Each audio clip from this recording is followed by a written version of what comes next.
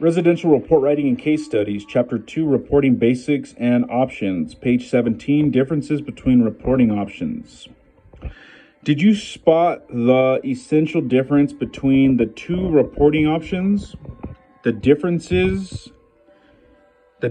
comes down to two words: summarize and state. In most cases, the difference between an appraisal report and restricted appraisal report is whether the information must be summarized or whether it must be stated. Bold type is used to highlight some of the other differences. You may have noticed that when providing an appraisal report, sometimes you must summarize information, but not always. There are some items in an appraisal report that can merely be stated. For both reporting options, sometimes all you must do is merely state information, that is, provide a minimal presentation of information. However, in those instances when you are required to summarize information for an appraisal report, you must, that's highlighted, summarize.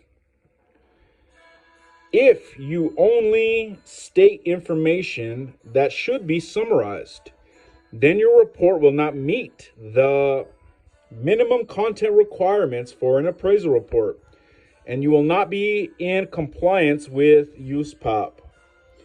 Furthermore, your report will be misleading if it is labeled as an appraisal report when it really is not.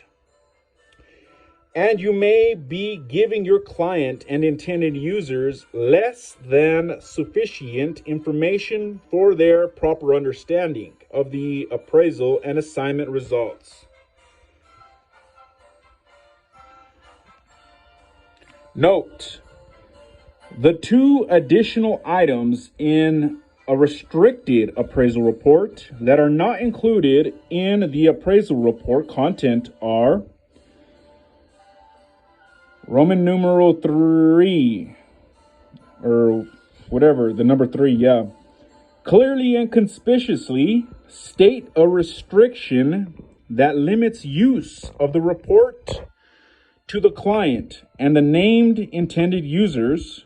And Roman numeral 4, clearly and conspicuously warn that the report may not contain supporting rationale for all of the opinions and conclusions set forth in the report. End of page. Page 18, examples from Advisory Opinion 38. Advisory Opinion 38 is also helpful in that it gives examples of how the same information can be summarized or stated. The examples all deal with the same zoning information for a commercial property, but the demonstration is relevant whether you are a general or a residential appraiser. Examples of the application of the terms summarize and state in the context of a real property appraisal report. The following presentations of the zoning section of a commercial appraisal report are used to exemplify the content differences in the two appraisal report options. These examples show a relative illustration of depth and detail of presentation and are not intended to characterize the format for an entire appraisal report. The examples are not intended to imply that information on zoning is necessary in all appraisal reports. End of page. Page 19, examples of summarize from Advisory Opinion 38. Zoning. The general business before zoning classification implies its purpose is to encourage local commercial development of banking facilities, retail stores and service establishments along arterial streets on minimum lots of 10,000 square feet with a width of 100 feet. Building coverage is limited to 50% of the lot. And building height is limited to 2 stories or 20 feet.